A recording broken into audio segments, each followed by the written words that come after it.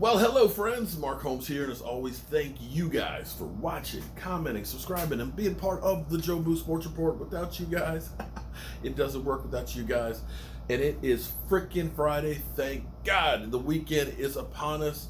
Man, and tonight on our live stream, we got Glover Quinn, free safety, strong safety, left cornerback. Formerly of the Texans and the Lions, who's also now doing YouTube, and he is the D-back central here. We're going to have him on the show tonight, and we're going to find out some great information on how you can help out with the coronavirus and actually hang out possibly with an NFL player, because it's not just Glover, it's actually a lot of those guys. So be sure to tune into our live stream tonight. Now, I'm in here working and getting these racks of stuff together because, you know, that's what I do. We try and take care of you guys. And I'm watching, of course, Skip and Shannon Sharp. And today, you know, the Dak tax time, okay? They need to go ahead, send some money to Dak because it's a slow day. It's a slow day. We're going to come up with something new. This one I hadn't heard recently, but now they're saying there's a rift between Jerry Jones and Dak Prescott. And it's funny how Skip and Shannon have kind of changed roles. I don't know if you've noticed this or not, but all of a sudden, Skip Bayless is a Dak Prescott hater. And you actually hear Shannon Sharp call him on this. Let's go to the tape here. Because like I said, I know how it is with the Dallas Cowboys as far as negotiations go. And they're saying there's a rip that Dak Prescott's pissed off Jerry Jones. But to me, this is the same thing that we heard with D-Law. D-Law was basically saying, screw y'all, I ain't gonna get myself fixed until I get a contract. You saw Zeke Elliott, I'm going to Cabo. Screw the Cowboys until I get a contract. So I don't know how those situations where those guys ended up being brought back into the family and didn't piss off Jerry Jones, how Dak is different. But let's listen to these guys here. All makes even better sense to me that Zeke came back from Cabo. Jerry caved in and overpaid him the way he does every one of his superstars, every one of his sons. And at that point, I predicted right here on Undisputed, they're going to sign Dak and get this one done also just ahead of the start of the regular season. Would have been I wise. was counting down the days toward that Giants opener for the big bombshell to hit. Dak has been signed for the next 5 years. I thought it would be two ways to launch this team into a season in which I thought they could get to the Super Bowl, but it did not happen. Dak had a huge game, albeit against the Giants, on opening day at Jerry World. And right after the game, Jerry said it's imminent that we are going to finish this deal with Dak Prescott. Jerry, what does imminent mean? He was asked. Days he's talking about. So in the next few days, I thought, oh, we're going to have big news on Undisputed. We're going to have the signing of Dak Prescott. Yep. No, didn't happen. Nope. But they went to Washington. He had another nice game, big game, another QBR of 94, scale of 0 to 100, and nothing happened.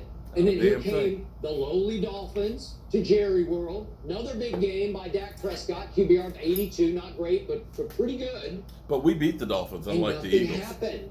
Just saying.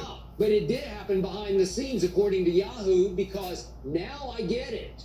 That's when the new agent for Dak Prescott told Jerry Jones, Jerry, guess what? Our asking price just went up. We warned you, Jerry. Dak was betting on himself. We couldn't come to a deal. Now the deal has changed, and we are going to ask for X.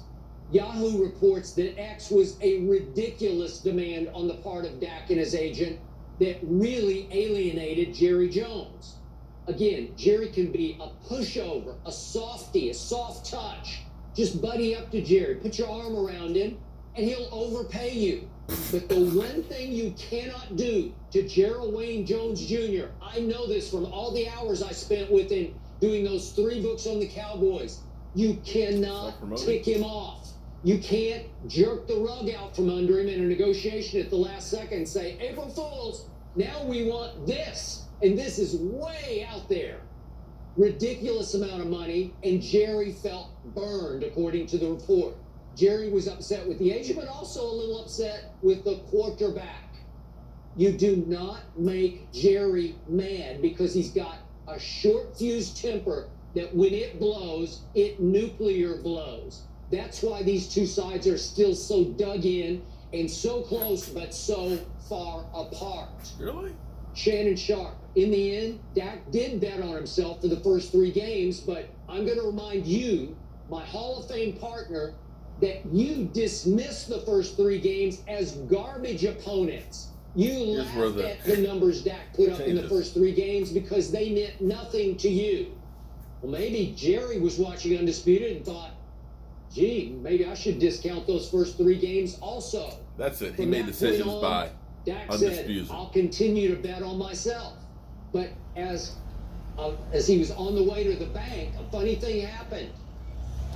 That QBR that averaged 90 in the first 3 games averaged only 62 in the last 13. And over those last 13, Pro Football Focus graded Dak's performance as only the 15th best in the whole National Football League.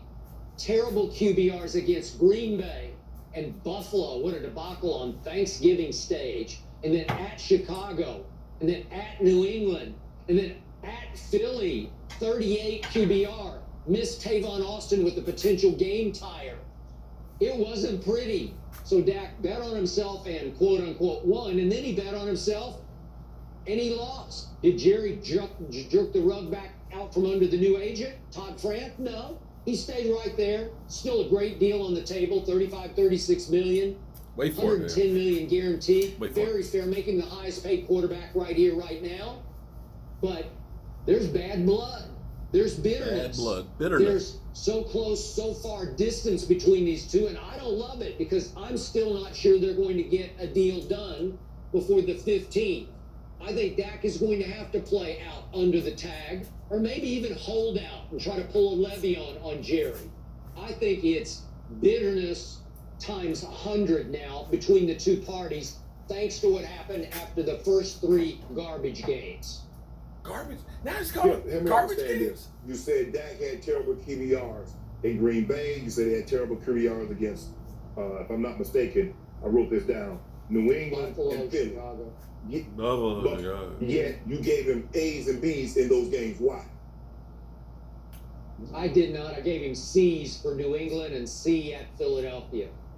No. We can pull the tape, but I ain't gonna do that, Skip. We ain't gonna do that. I told Anthony, no, pull the tape. I don't want to see the tape. All right, pull the tape. We know. No.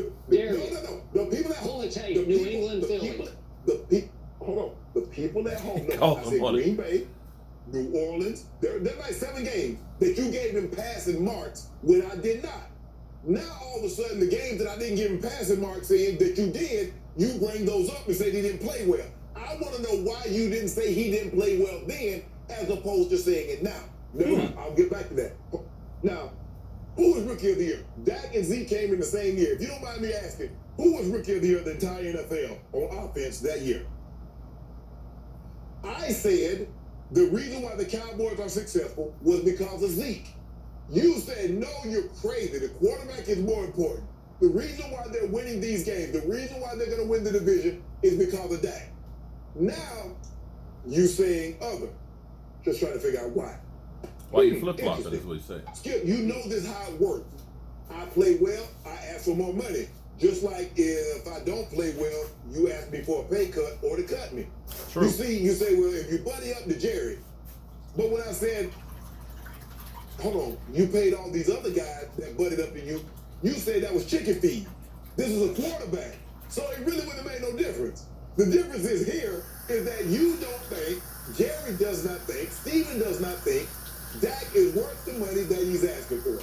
Basically what they're saying, we've been dating for 4 years. We need to date 1 more year to make it 5 years to see if we're going to finally get married and get hit. That's what they're saying, Skip. You can dress up all you want to. They keep leaking this. They put this out there. They're trying to turn the public, mainly Cowboy fans, to make Dak seem greedy, to make Dak seem selfish because he's unwilling to accept what they're offering. What about negotiation? It's just not about what Jerry thinks is fair. It's about negotiating. Jerry puts a price out there. Well, you should be grateful. Skip said, take it, Dak. You were a fourth-round pick. I've outperformed that fourth-round pick. And now I'm unwilling to give you a deal because you made me play this out. You made me get to the final year of this deal. Wentz and Goff had extra years left. I had no years left. So it's going to cost you more in order for me to do this deal if you want the deal done. If not, I'm going to wait to the very last minute. I don't believe they're going to get a long-term deal. I could be wrong, but I believe Dak's going to play this year on the franchise tag, and he's not coming in until sometime in July. All right, that's enough of that. But this is the bottom line. Now, I don't know if there's a rift between Jerry Jones and Dak. I don't know. This is the first that I've heard from it and things, but I know that it's a slow sports day, so we got to have something to talk about. But the key on that thing is you got to wonder, as we keep getting all this stuff that comes out, we keep getting it all kind of skewed towards the Dallas Cowboys side. We haven't heard anything from the Dak camp, Dak Prescott, or the agent and stuff. So what that tells me is it's going bad for the Cowboys, that they are getting a little bit pressed on getting this thing done, and they are trying to change court of public opinion. You could look at this the same way, because history repeats itself. When we went through the Zeke Elliott situation, it was Zeke who? We're not going to reset the market and everything else. You know, we got years. You know how they kept putting, you didn't hear anything from Zeke Elliott's camp. You didn't hear anything from Zeke Elliott's camp talking about the Cowboys. D-Law just basically put it out there. I'm just not getting my shoulder worked on. But you heard the Cowboys saying, you know, we thought we were going to, we talked during the combine and we thought it was going to be 18, 19 million. He wants 21 million. And what happens? They end up getting the deal done. So this is the Cowboys kind of leaking stuff. We're trying to make the highest paid. They're trying to get that deal. This is negotiations and things like that. And as Shannon Sharp just put it, look, now you're up here doing the work for Jerry Jones. You're putting it out there that, take the deal. Well, I just wish they would get this thing done, because they just need to get it done, because I don't want to see any hiccups with this team this year. I don't want to see any rifts with this team this year. I don't want to see any delays and not having people out there that should be out there working out. So we'll see. But definitely tune in tonight, 9 o'clock Eastern, for our live stream, and I will see you guys later.